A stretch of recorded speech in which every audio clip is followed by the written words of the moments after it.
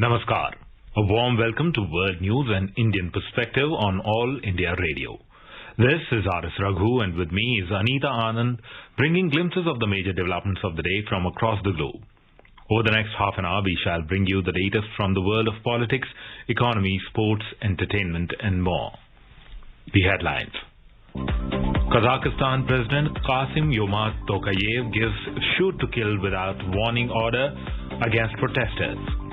India crosses landmark of administering 1,500 million COVID vaccine doses. Prime Minister Narendra Modi lauds historic milestone. Global cases of COVID-19 topped 300 million amid Omicron surge. Defence Minister of India Rajnath Singh flags in India's first multi-dimensional adventure sports expedition conducted in France. Nepal Embassy in India welcomes doubling the Nepali broadcast on external services of All India Radio.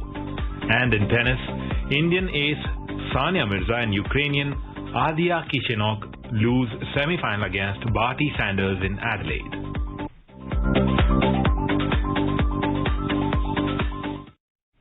As India marches towards administering 150 crore vaccine doses against COVID-19, news about the new corona variant is a cause for concern. In this situation, we appeal to our listeners to get fully vaccinated at the earliest and help others get vaccinated. Please continue to follow these 3 simple steps to stay safe. Wear a face mask, maintain 2 gaz ki duri for social distancing and focus on hand and face hygiene. For any COVID-related information and guidance, contact the national helpline numbers 011-2397-8046 and 1075. And now, the news in detail. Kazakhstan's authoritarian leader Kassym-Jomart Tokayev announced that he has ordered security forces to fire without warning amid a violent crackdown on anti-government protests. President Kassym-Jomart Tokayev also said 20,000 bandits had attacked the main city of Almaty, the epicenter of protests sparked by a fuel price hike. He has blamed foreign-trained terrorists without giving evidence. In a televised address, Mr. Tokayev dismissed calls to hold talks with protesters as nonsense. Opposition groups have rejected the authorities' accusations of terrorism. Earlier, the president said constitutional order had been largely restored. The unrest began on Sunday when the cost of liquefied petroleum gas doubled. India has scripted history by crossing the landmark of 1,500 million COVID-19 vaccination doses today. This remarkable feat was achieved in less than a year. The national COVID vaccination drive started on 16th of January last year.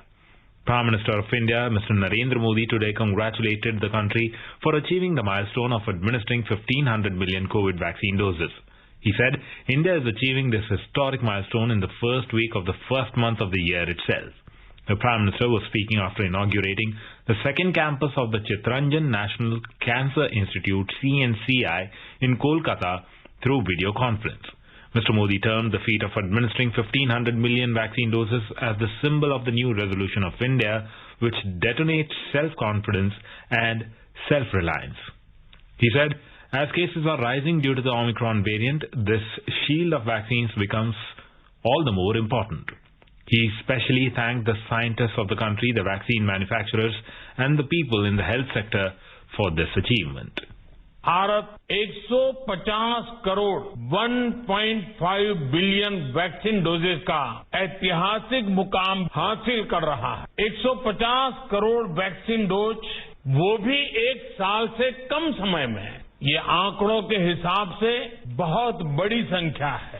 Bharat के लिए ये एक नई इच्छा शक्ति का प्रतीक है जो असंभव को संभव करने के लिए कुछ भी कर गुजरने का हौसला रखती है। भारत के लिए ये प्रतीक है आत्मविश्वास का, ये प्रतीक है आत्मनिर्भरता का, ये प्रतीक है आत्मगौरव का।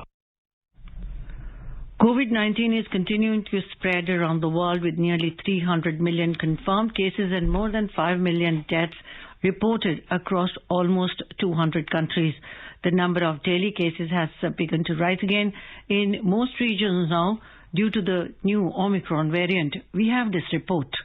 In UK, army soldiers were deployed to hospitals in London to alleviate severe staff shortages caused by the COVID-19 Omicron variant. The United Kingdom's Ministry of Defence in a statement said on Friday that military medics would assist with patient care while other troops help fill gaps caused by other absences. In Germany, Chancellor Olaf Scholz and the country's 16 state premiers are considering new restrictions in response to a surge in Omicron cases. Scholz and states leaders are expected to consider shortening self-isolation periods over fears that critical services could grind to a halt as case numbers spike. Stricter entry rules to restaurants and bars are also proposed. In Thailand, the government has announced an extension to the suspension of its quarantine waiver program, adding new restrictions after a spike in new coronavirus cases. In Sri Lanka, authorities have begun vaccinating children aged 12 to 15 as experts warned of a new wave of infections in the coming weeks. The health ministry said children will be given a single dose. In Japan, government has declared quasi-emergency measures in 3 regions to curb a surge in infections that may be linked to United States military bases in the country. These are the first such measures since September, when the country lifted emergency controls that had been in place for most of last year. Officials in Australia's New South Wales have strengthened COVID curbs to temporarily ban singing and dancing in public hospitality venues to control a spike in new infections. Under the new order, non-urgent elective surgeries will be paused until mid-February. In Peru, the government says close to 100,000 children have lost at least one parent or primary caregiver to COVID-19. Costa Rican President Carlos Alvarado has announced that health authorities will begin vaccinating children between the ages of 5 and 11 against COVID-19 on January 11. COVID-19 infections have also hampered Egypt and Guinea Africa Cup of Nations campaigns. The Egyptians delayed their departure to the tournament in Cameroon following infections in the team. In today's edition of Hotspot, we have a discussion on India-Japan special strategic and global partnership to mark the 70 years of India-Japan diplomatic relations. Ms. Deepa Gopalan Vadva, former ambassador to Japan, and Nilova Roy Chaudhary, journalist, in conversation.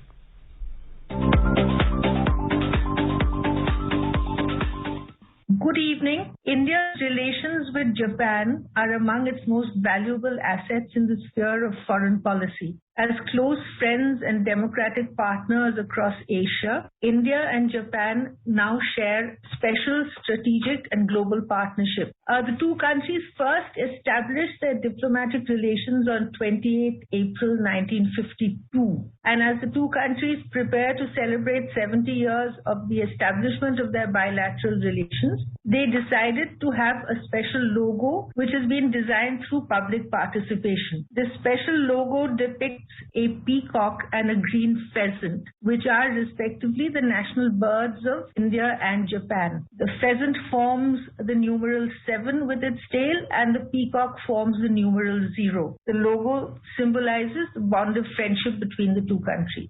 Japan was the first country that Prime Minister Narendra Modi visited outside of South Asia soon after he became Prime Minister in 2014. And Ambassador Deepa Gopalan Vadva, who joins us this evening, was India's ambassador to Japan at that point of time. Deepa is going to take us through this relationship and explain what makes this so special. Good evening, Deepa. Good evening, Nilova. Lovely to be on this program. How would you describe the current phase of India-Japan relations, and what are some of the key features which make it so special?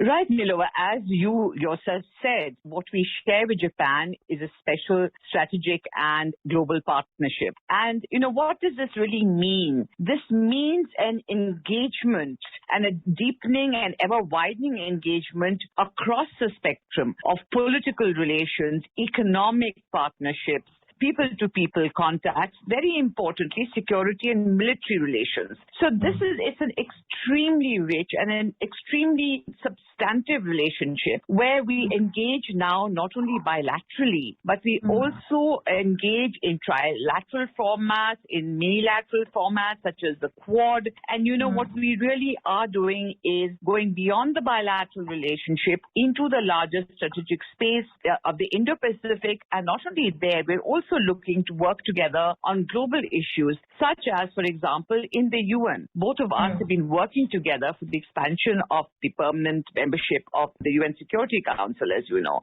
So, there is really no issue that I can think of where India and Japan don't work together.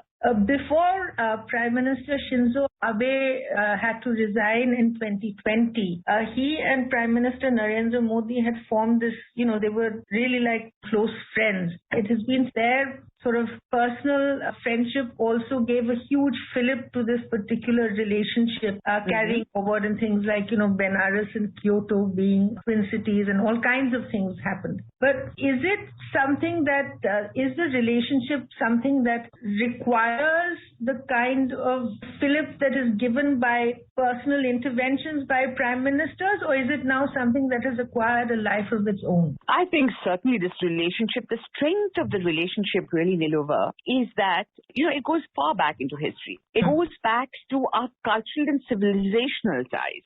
It goes back to the fact that we are two major democracies of Asia. In fact, they say they're the oldest democracy of Asia, and we say we are, of course, the largest democracy of Asia. And what does this mean? That I think we ascribe to similar values. This is really very important in international relations. And, one interesting thing is that actually the new phase in our relations, which started in 2000, started during the NDA government, NDA 1. But it was continued with equal, I think, vigor during the UPA 1, UPA 2, and then NDA 2.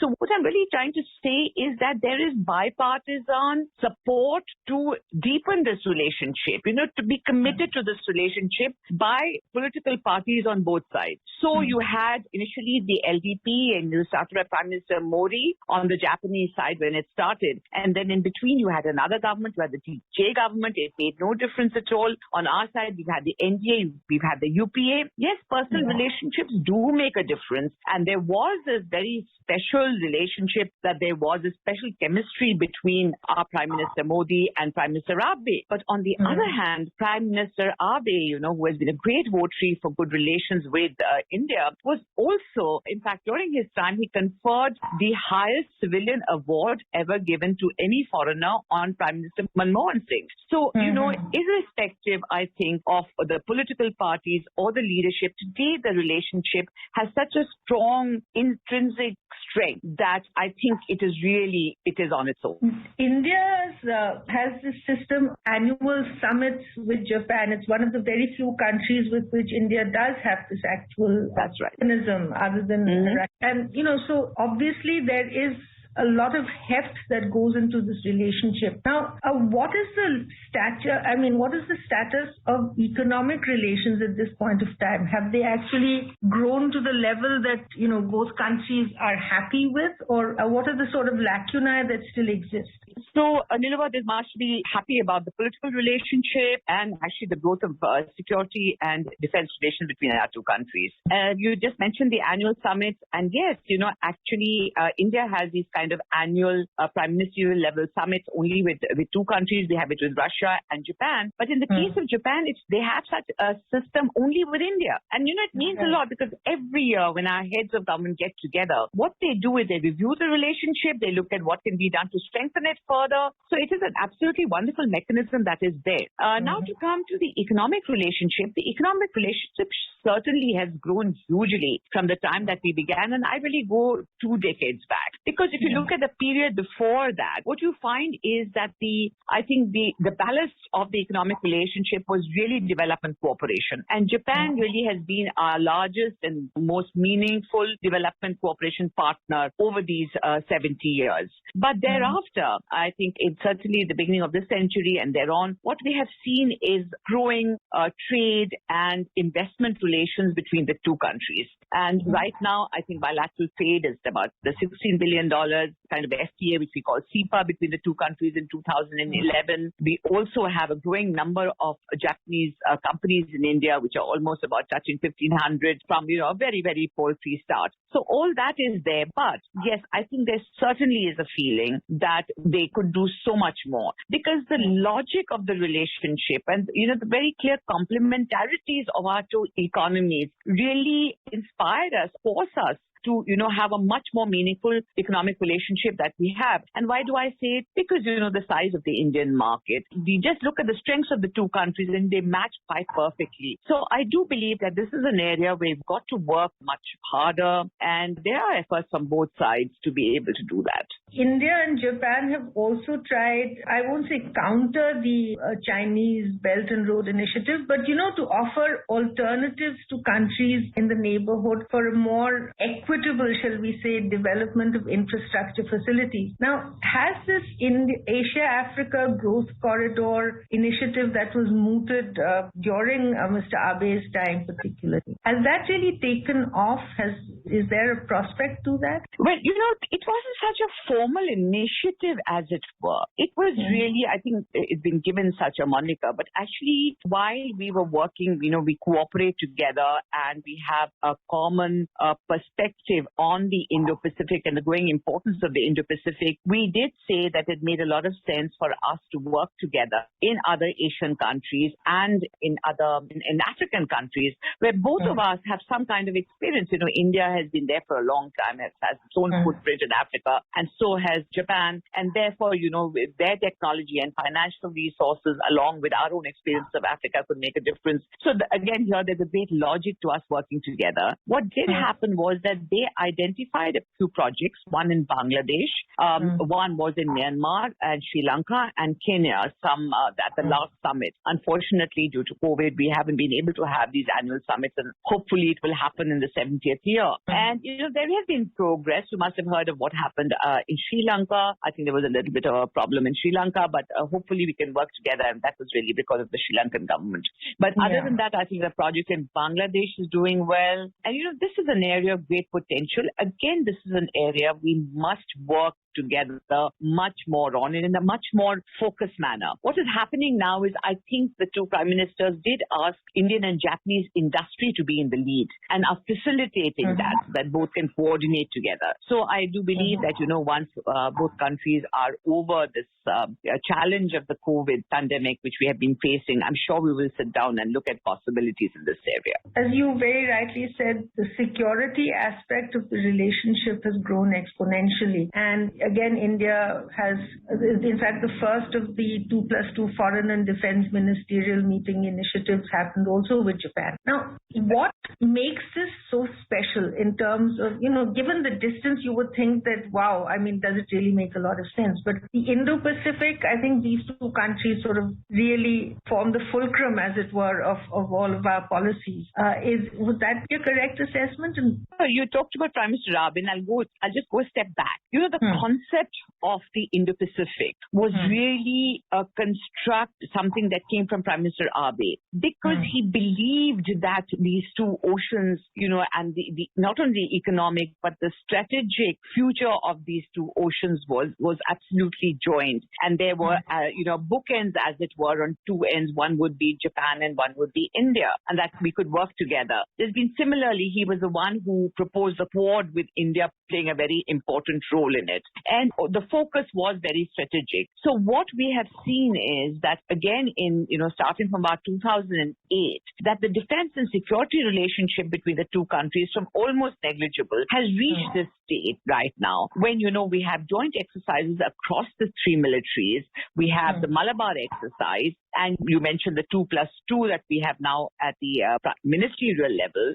So that has become a very important part of our relationship, because I think both of us, the unspoken, not very, very clearly stated fact is that both of our countries are facing the challenge of a very assertive China that does not play by international rules.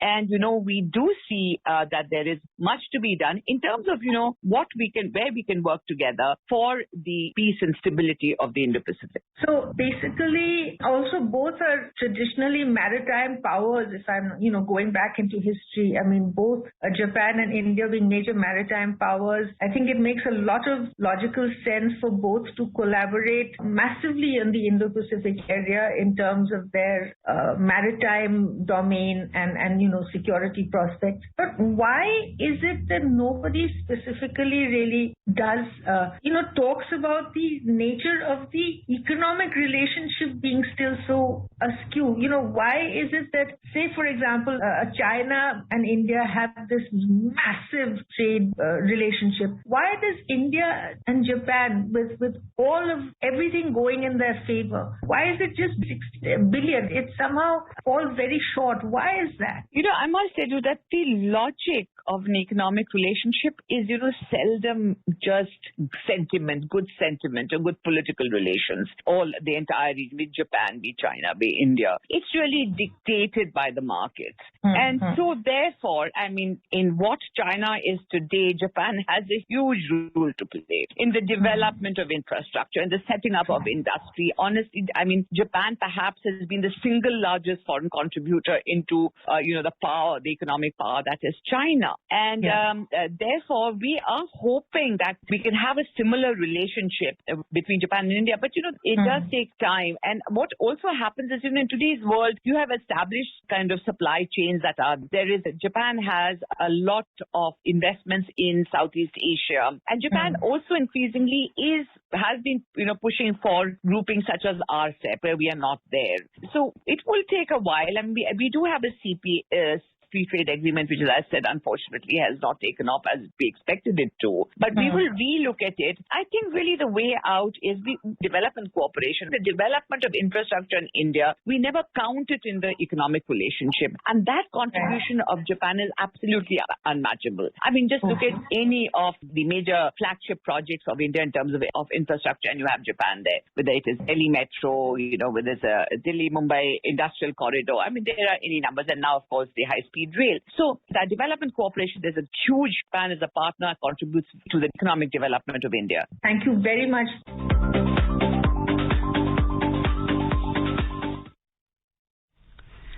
This is All India Radio giving you the news. For quick news updates round the clock, follow us on Twitter at AIR News Alerts. Nepal Embassy in New Delhi has congratulated All India Radio for doubling the broadcasting time in Nepali. In an exclusive interview to All India Radio News, Nepal's Charge d'Affaires in India, Ram Prasad Subedi, lauded AIR for launching a special program on Nepal and extended its best wishes. I'm very happy to learn that Nepali service got 3 hours of time from 1.5 hours. So double the length of the broadcasting time. Congratulations for that. You have been contributing by this means of communication for such a long time. I feel that, this is good that the radio deserves the recognition as a messenger of people. It may be recalled that External Services Division of All India Radio has doubled its broadcast time for 6 languages, including Nepali, since 3rd of January. The transmission hours have gone up from 1.5 hours a day to 3 hours a day. New programs like Vishwa Samachar, Nepal Ki Baat and Anurodh Sangeet have been added to the broadcast. External service of All India Radio broadcast in Nepali can be accessed every day between 7:15 to 8:45 a.m. in the morning and between 2:30 to 4 p.m. on 9,950 and 11,560 meters shortwave frequency. The YouTube live streaming is available on AIR World Service and it can be accessed on the News on AIR app. Talking about the India-Nepal relations, Mr. Subedi said that both the nations have withstood the test of time and will gather more strength in years to come. In an exclusive interview to All India Radio News, he said the two countries look forward to new areas of cooperation. There is a historical connect between our people. Partnership, this kind of friendship, this kind of connection between the people, makes our relations very unique and very strong and very popularly based. In Nepal-India relations, people are the makers people are the real custodians. So that's why this relation is permanent, broad-based, very strong. Defence Minister Rajnath Singh today flagged in India's first multi-dimensional adventure sports expedition conducted by National Institute of Mountaineering and Allied Sports in France. The expedition was conducted in November last year, and the team, comprising 12 people, 8 army personnel and 4 youths from Arunachal Pradesh. Mr. Singh interacted with some of the members of the team present in New Delhi. He distributed appreciation certificates and commended the team for completing the expedition without any injuries to the members. The expedition team carried out over 250 kilometers of winter trekking in Alps mountain ranges, which included the Tour de Mont Blanc trek covering the French, Swiss and Italian Alps. Indian tennis ace Sania Mirza and her Ukrainian partner Nadia Kichenok crashed out of the women's doubles semi-finals at the Adelaide International 2022 WTA 500 tournament today. Australia's Ashley Barty and Tom Sanders defeated the Indo-Ukrainian duo 6-1, 2-6, 10-8 in the clash, which lasted 1 hour and 5 minutes. The Sensex and the Nifty today witnessed modest gains. Both stocks added amid mixed global cues. The Sensex closed near 59,750 points, while the Nifty settled near 17,800 level. A report from the Business World. The BSE Sensex climbed 143 points, or 0.24%, to trade at 59,745. The NSE Nifty also rose by 67 points, or 0.38%, to trade at 17,813. Asian shares mostly rose, snapping 2 days of losses. Hong Kong's Hang Seng gained 1.8%, South Korea's Kospi rose 1.2%, and Singapore's Straits Times Index added 0.7%. Japan's Nikkei 225 ended almost flat, while China's Shanghai Composite Index fell 0.2%. European markets were trading flat in intraday trade. Oil prices edged up, heading for the biggest weekly gain since mid-December, fueled by supply worries and escalating unrest in Kazakhstan and outages in Libya. Brent crude was trading around $82.70 per barrel. And in the foreign exchange market, the rupee appreciated by 19 paise against the US dollar. The domestic unit closed at 74 rupees and 31 paise against the US currency. Arjun Chaudhary for World News, All India Radio. And now let us take a look at the major developments around the world as reported in the foreign press. The Globe and Mail says US Supreme Court considers whether to end Biden COVID-19 vaccine mandates. The Guardian writes France's Omicron wave expected to peak in 10 days. Germany to debate further restrictions. Financial Times says South Africa offers clues to life after Omicron. The Wall Street Journal notes global COVID-19 cases cross 300 million mark. South China Morning Post reports Omicron and Delta show China needs to boost COVID-19 variant defense, top expert. The Japan Times writes virus measures for 3 prefectures as COVID-19 case numbers surge. The Kathmandu Post Nepal reports 24 new Omicron cases as daily infections surge. A quick look at the headlines once again. Kazakhstan President Kassym-Jomart Tokayev gives shoot-to-kill order without warning against protesters. India crosses landmark of administering 1.5 billion COVID vaccine doses. Prime Minister Narendra Modi lauds historic milestone. Global cases of COVID-19 top 300 million amid Omicron surge. Defence Minister of India Rajnath Singh flags in India's first multi-dimensional adventure sports expedition conducted in France. Nepal Embassy in India welcomes doubling the Nepali broadcast on external services of All India Radio. And in tennis, Indian ace Sania Mirza and Ukrainian Nadia Kichenok lose semi-final against Barty Sanders in Adelaide. And now to end, let us listen to Mahatma Gandhi's favorite bhajan Vaishnav Jan by artists from Sudan.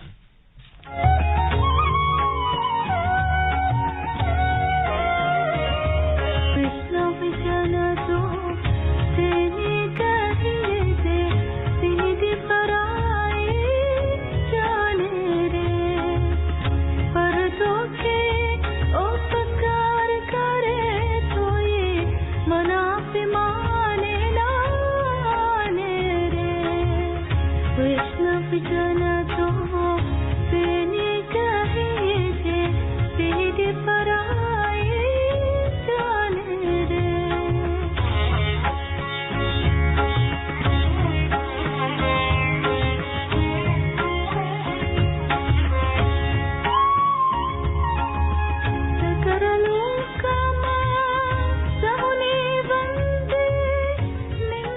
back at the same time tomorrow with the next edition of World News.